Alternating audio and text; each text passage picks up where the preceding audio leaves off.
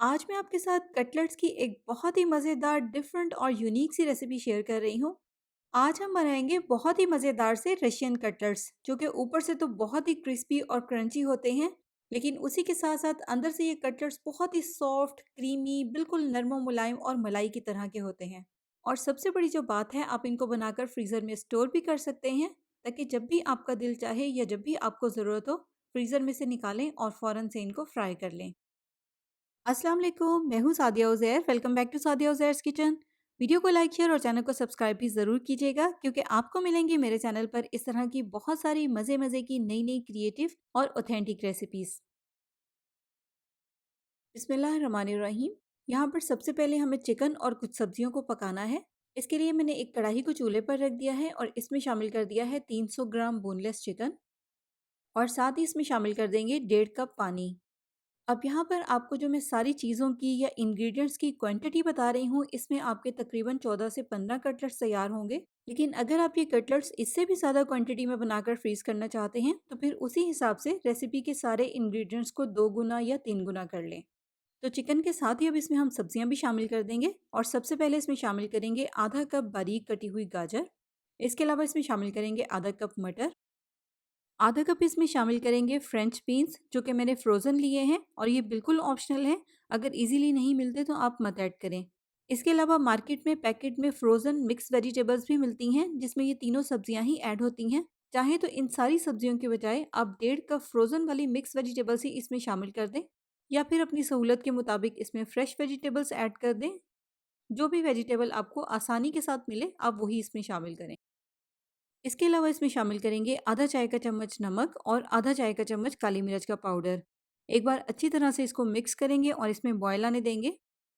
और जैसे ही इसमें इस तरह से बॉयल आ जाएगा तो फिर फ्लेम को इसके नीचे बिल्कुल हल्का कर देंगे और हल्की आंच पर कवर करके इसको 15 से 20 मिनट के लिए पकने देंगे। बस आपने सब्जियों को ओवर कुक नहीं होने देना क्योंकि अगर सब्जियां ओवर कुक हो जाएंगी तो मैश हो जाएंगी और इनमें पानी भर जाएगा। बस जैसे ही सब्जियां थोड़ी सी सॉफ्ट हो जाएं तो फिर इसके नीचे फ्लेम को ऑफ कर देंगे। इसके अलावा एक बात और नोट कर लें, इसको हमें इस तरह से पकाना है कि इसमें तकरीबन आधे से पौना कप यखनी या पानी रह जाए क्योंकि इस रेसिपी के लिए हमें तकरीबन आधा पौना कप यखनी की भी ज़रूरत है। अब यहाँ पर चिकन और सब्जियाँ अच्छे से पक गई हैं लेकिन ओवर कुक नहीं है। बस अब इसको हम चूल्हे पर से उतार कर सबसे पहले इसमें से चिकन के पीसेस को अलग कर लेंगे। अब यहाँ पर हमने चिकन के रेशे क्योंकि अलग अलग करने हैं, इसलिए अगर हम गरम गरम चिकन को इस तरह से किसी भी हैवी चीज़ की मदद से प्रेस करेंगे तो बहुत ही आसानी के साथ चिकन के ये पीसेस खुल जाएंगे। प्रेस करने से चिकन के पीसेस जब खुल जाएंगे तो फिर उसके बाद इनके रेशों को आप इस तरह से हाथ से अलग अलग कर लें। देखिए इस तरह से चिकन के रेशों को हमें बिल्कुल अलग अलग करना है। चिकन के बड़े बड़े से पीसेस इसमें ना हो, वो फिर कटलेट्स में अच्छे नहीं लगेंगे। इसके बाद यखनी में जो सब्जियां बच गई हैं वो भी हम इसमें छान कर शामिल कर देंगे। बस ध्यान रखिएगा सब्जियों के साथ यखनी या पानी ना आए। चिकन के रेशों को अलग करके इसमें हमने सब्जियां शामिल कर दी हैं और इसके बाद बच गया है यहाँ पर आधा कप चिकन स्टॉक। इसका भी हम रेसिपी में इस्तेमाल करेंगे। तो चलते हैं अब अपने नेक्स्ट स्टेप की तरफ। नेक्स्ट अब हम एक वाइट सॉस तैयार करेंगे। इस वाइट सॉस की वजह से एक तो कटलेट्स की बाइंडिंग बहुत अच्छे से हो जाएगी और साथ ही साथ कटलेट्स का जो टेस्ट और टेक्सचर है वो भी बहुत ही क्रीमी सा हो जाएगा।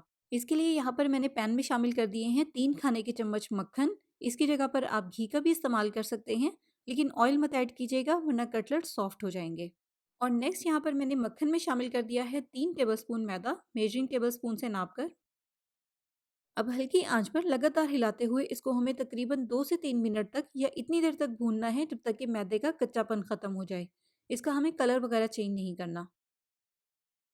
मैदा जब अच्छे से रोस्ट हो जाएगा तो फिर इसमें हम शामिल कर देंगे यखनी, जो कि आप देखिए तकरीबन आधा कप है। 1 कप यखनी है तो आप 1 कप ऐड कर दें। जैसे कि यहाँ पर यखनी सिर्फ आधा कप ही है तो इसलिए बाकी आधा कप इसमें हम दूध का शामिल कर देंगे। बस अब लगातार हिलाते हुए हल्की आंच पर इसको पकाएंगे जब तक कि ये सॉस अच्छी तरह से थिक हो जाए। नॉर्मली जैसे वाइट सॉस हम तैयार करते हैं वो जितनी थिक होती है उससे ज़्यादा हमें इसको थिक रखना है क्योंकि इस रेसिपी के लिए हमें थिक वाली वाइट सॉस की ज़रूरत है। तो देखें सॉस का टेक्सचर यहाँ पर आप नोट कर लें। बस इस तरह की सॉस जब हो जाएगी तो फिर फ्लेम को ऑफ कर देंगे। ठंडी होने के बाद ये मज़ीद थिक हो जाएगी।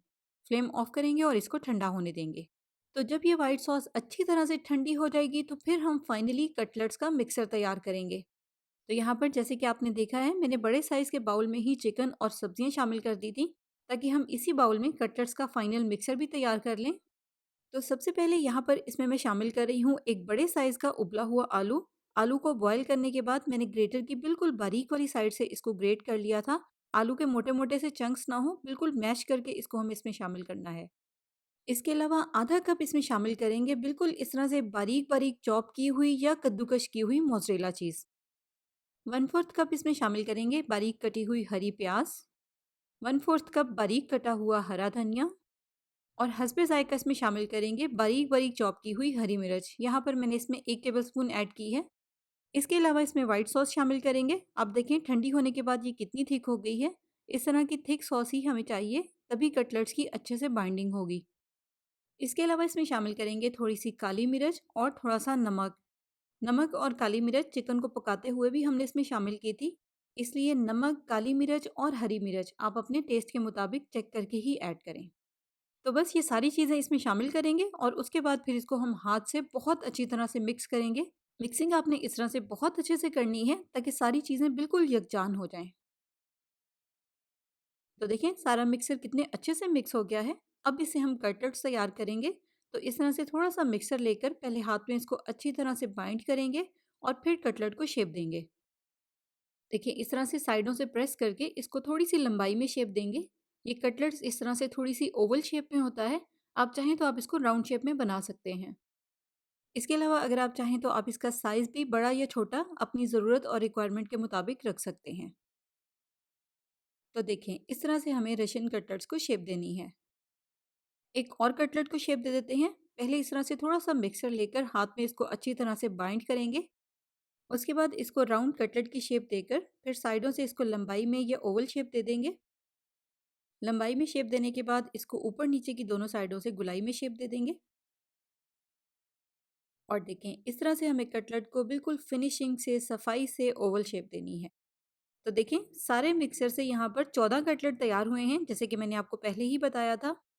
तो अब ये कटलेट क्योंकि बहुत ज़्यादा सॉफ्ट होते हैं, इसलिए अगर हम इन पर कोटिंग करेंगे तो ये टूट सकते हैं।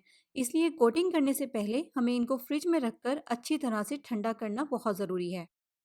यहाँ पर मैंने इसको तकरीबन आधे से पौने घंटे के लिए फ्रिज में रखा था। आप देखें कटलेट कितनी अच्छी तरह से बिल्कुल सेट हो गया है, सॉलिड हो गया है। तो जब ये कटलेट इस तरह से सेट हो जाएंगे तो फिर इनके ऊपर हम करेंगे सबसे पहले मैदे की कोटिंग। बिल्कुल प्लेन सिंपल मैदा है, इसमें मैंने कुछ भी शामिल नहीं किया। सबसे पहले हमने इस तरह से बहुत अच्छी तरह से कटलेट के हर तरफ ये प्लेन मैदा लगाना है। देखिए इस तरह से ऊपर नीचे कटलेट के साइडों पर भी कोई भी जगह खाली ना रहे। देखिए इस तरह से सभी कटलेट्स के ऊपर एक ही साथ खुश्क मैदे की कोटिंग करेंगे। नेक्स्ट अब हम एक बाउल में लेंगे तकरीबन पौना कप मैदा। इसमें अगर आप चाहें तो आप थोड़ा सा नमक और काली मिर्च वगैरह ऐड कर सकते हैं, लेकिन मैंने इसमें कुछ भी शामिल नहीं किया। इसमें हमने इतना पानी शामिल करना है कि इस तरह का इसका एक पेस्ट तैयार हो जाए कटलेट्स पर कोटिंग के लिए। पानी शामिल करके अच्छी तरह से इसकी मिक्सिंग करनी है, इसमें कोई भी गुठली ना रहे। और इसके बाद कटलेट्स पर कोटिंग के लिए हमें चाहिए होंगी बारीक वाली सिवैयाँ। वही रेगुलर वाली बारीक सिवैयाँ जो कि सेवइयों का ज़र्दा वगैरह बनाने के लिए इस्तेमाल होती हैं। बस इनको हमने इस तरह से हाथ से बहुत अच्छी तरह से क्रश करना है। 150 ग्राम वाला ये पैकेट है और इन सारे कटलेट्स की कोटिंग के लिए तकरीबन 1.5 से 2 पैकेट्स का इस्तेमाल होगा। देखें इस तरह से बिल्कुल बारीक इनको पीसना है। अब सबसे पहले कटलेट के ऊपर हम मैदे की कोटिंग करेंगे, जो हमने मैदे का पेस्ट तैयार किया था। देखिए इस तरह से कटलेट के हर तरफ साइडों पर बहुत अच्छे से इस पेस्ट को अप्लाई करना है, कोई भी जगह खाली ना रहे। और फिर उसके बाद इसके ऊपर हम लगाएंगे ये क्रश की हुई सिवैयाँ।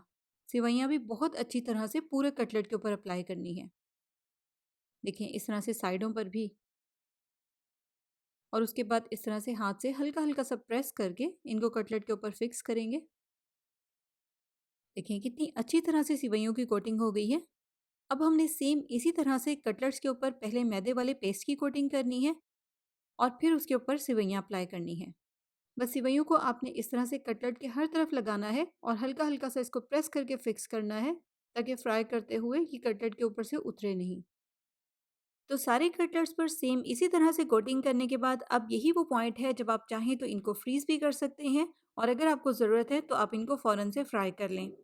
फ्रीज़ करने के लिए आप इनको इस तरह से किसी भी बड़ी ट्रे में बिछाकर पहले फ्रीज़र में रखकर अच्छी तरह से फ्रीज़ कर लें, सॉलिड कर लें और जब ये अच्छी तरह से फ्रीज़ हो जाएँ तो फिर उसके बाद इनको किसी भी ज़िप-लॉक बैग में या एयर टाइट डब्बे में डालकर फ्रीज़र में ही स्टोर कर लें और जब भी ज़रूरत हो फ्रीज़र में से निकालें और फ़ौरन से इनको फ्राई कर लें।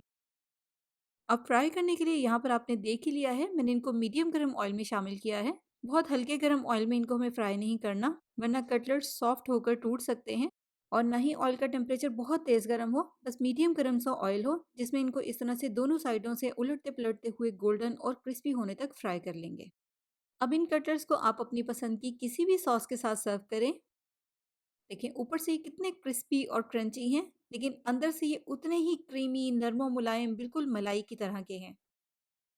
तो इसी तरह की मज़े-मज़े की नई-नई रेसिपीज़ देखने के लिए आप मेरे यूट्यूब चैनल का लाज़मी विज़िट करें। आपको मेरे चैनल पर बहुत सारी नई-नई रेसिपीज़ देखने को मिलेंगी। नई आने वाली वीडियोज़ के लिए चैनल को सब्सक्राइब करके नोटिफ़िकेशंस भी ज़रूर ऑन कर लें।